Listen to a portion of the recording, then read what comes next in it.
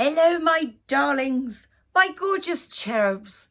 I thought today I would share with you a little bit of mindfulness for meltdowns. It's weird, the exams are finished, and yet so many of the young people I'm speaking with are all talking about things like feeling emotionally numb, just vacuum packed, just feeling nothing, like a massive anticlimax. And I get that because they've had all this pressure for so long, but particularly for our kids with autism, ADHD, pathological demand avoidance, any sort of neurodivergence, it's been especially tough. You know, exams don't really, in my opinion, bring out the best in anybody, but let alone if you're neurodivergent, it's really, really hard. You know, it's like doing your exams in Japanese for some of them. So the increase in meltdown has actually risen since the exams are finished. This is what I found in the last week, and different emails from parents, teachers have said it to me. So I thought, I mean, obviously I was saying to somebody on the phone this morning, when they hit that absolute meltdown, it's like watching a paper bag in the wind, and you just have to let it go, and it really, really hurts. Really, really, really hurts as a parent. I know this, it really does. But you know, eventually that paper bag will come down. But what we want to do is prevent the paper bag zooming up in the air in the first place. So what I'm going to share with you today are just 3 mindful exercises that will help prevent that as it starts to build. So once they've hit that state of what in my training was called high arousal, you know, you really got to wait for them to come back down again before you can do these exercises. But the good thing is, once your kids get used to doing them, or if you have meltdowns yourselves, you don't even need to be neurodivergent to have a meltdown. I mean, let's face it, with inflation rising and everything else, I feel like having a flipping meltdown sometimes, and I have to do some exercises to stop myself.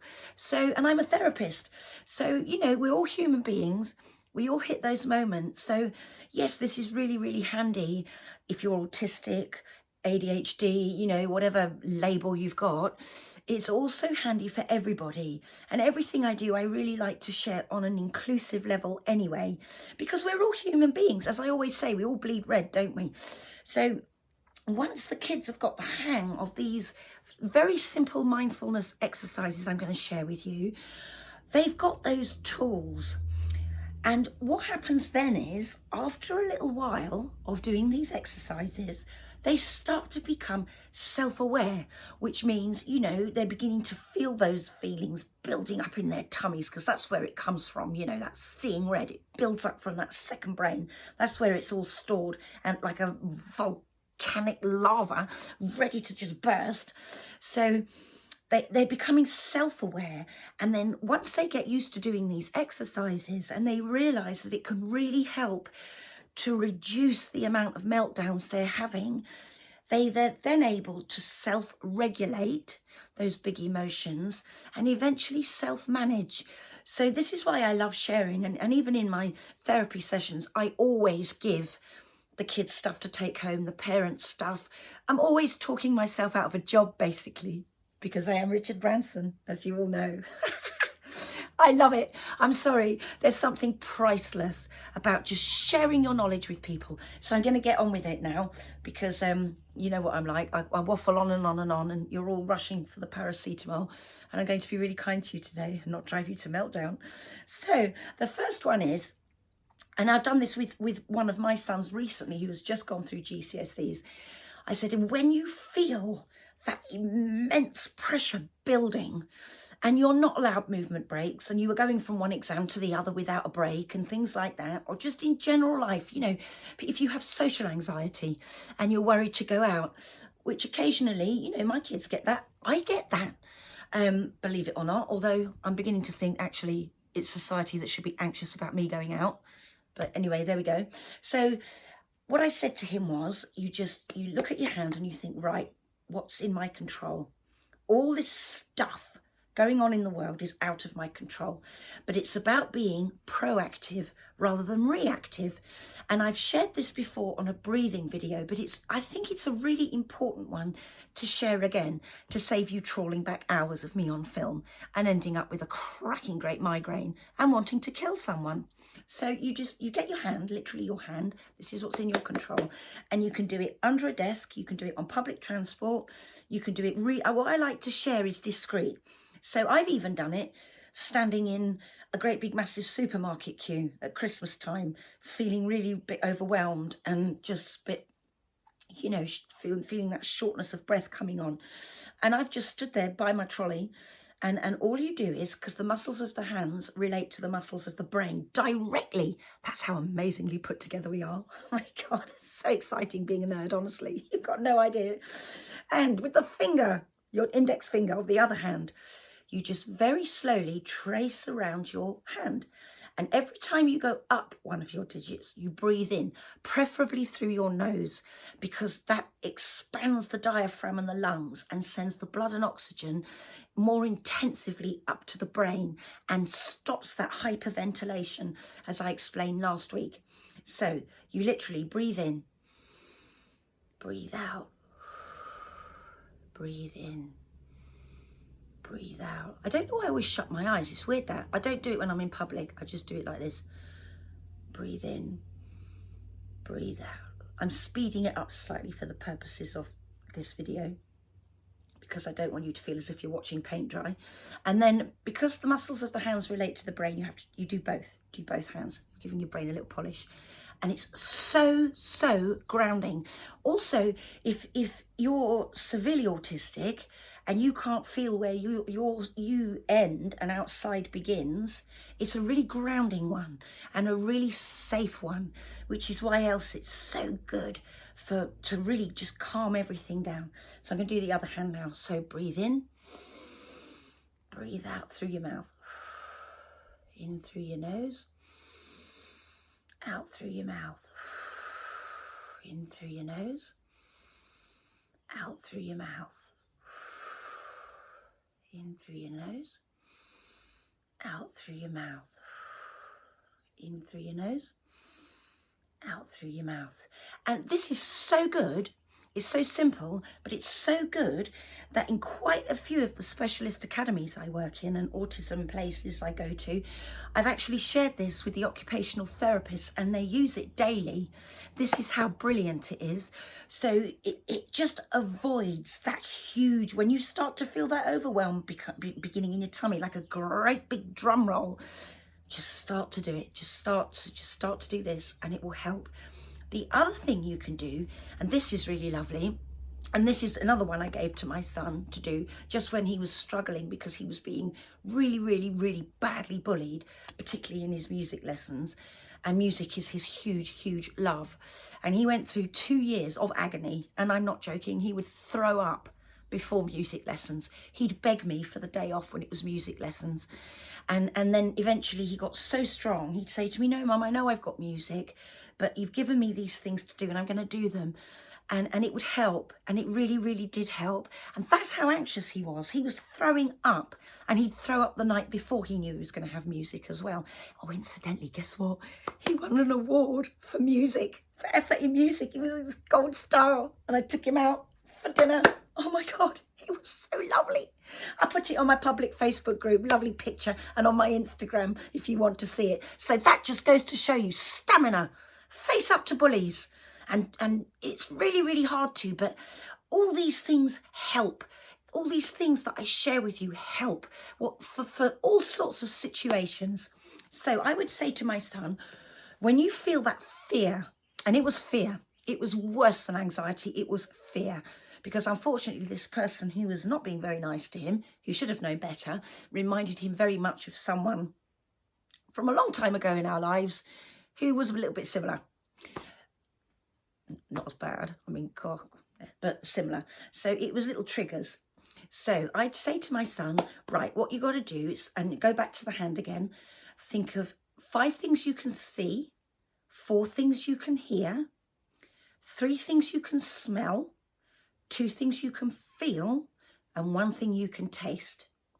So I'm going to do it right now. So I can see the little LED lights on my trees. I can see butterflies hanging on the wall, which a student gave me from one of my schools. I can see a garland of daisies, which I do wear in my hair sometimes.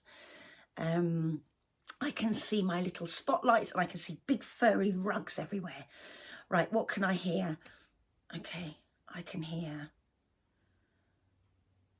my clock ticking. It's the only place I have a clock is in the chalet. I've got this thing, I hate clocks and watches. I can hear my clock ticking. I can hear a car driving down the hill. I can hear birds. I can hear my little dog Boo snuffling around for her treats. There's the 4. Right, 3 things I can smell. Right, just a minute, give me a minute. Oh, I can smell the essential oils that I've washed my clothes in. I can smell the leave-in conditioner on my hair. And I can smell bacon because Boo, my little therapy dog, has got maple syrup bacon for breakfast, okay? Because even my dog can't be normal. She lives with me. It's impossible. 2 things I can feel. I can feel my skin, and I can feel the fur on my little pink favourite cardigan here, which I do love. And I love things that are sensual, just, you know, oh, sorry about that. And then one thing that I can taste, toothpaste. Sorry, yes, I can taste toothpaste. So there we go, it's as simple as that. And what that does, what mindfulness does, it brings you absolutely to the present. So when you're concentrating on what can I hear, what can I smell, what can I taste, what can I feel, all you're thinking about is that, because the brain, even though it's very complex, works in a very simple way through images given to it by the mind.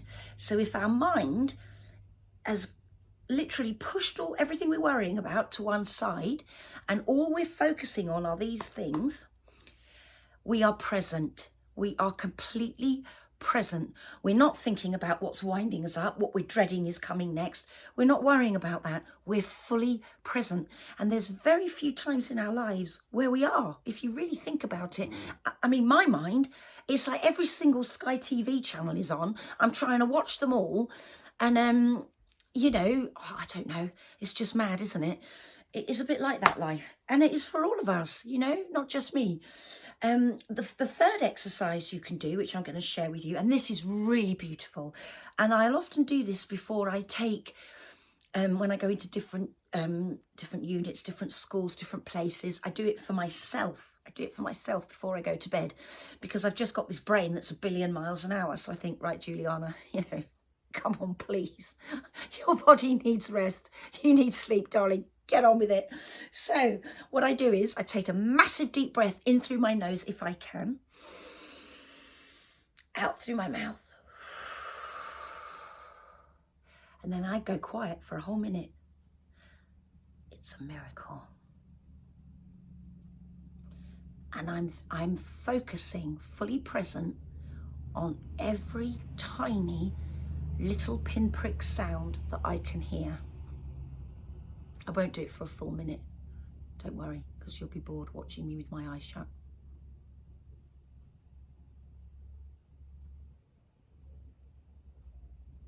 Okay, cars going down my hill.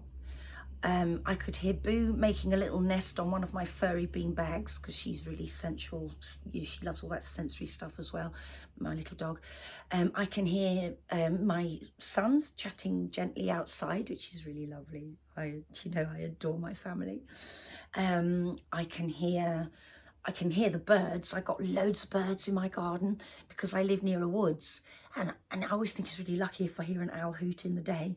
So that's really nice. Although I didn't hear it just now, but I can hear lots of other birds.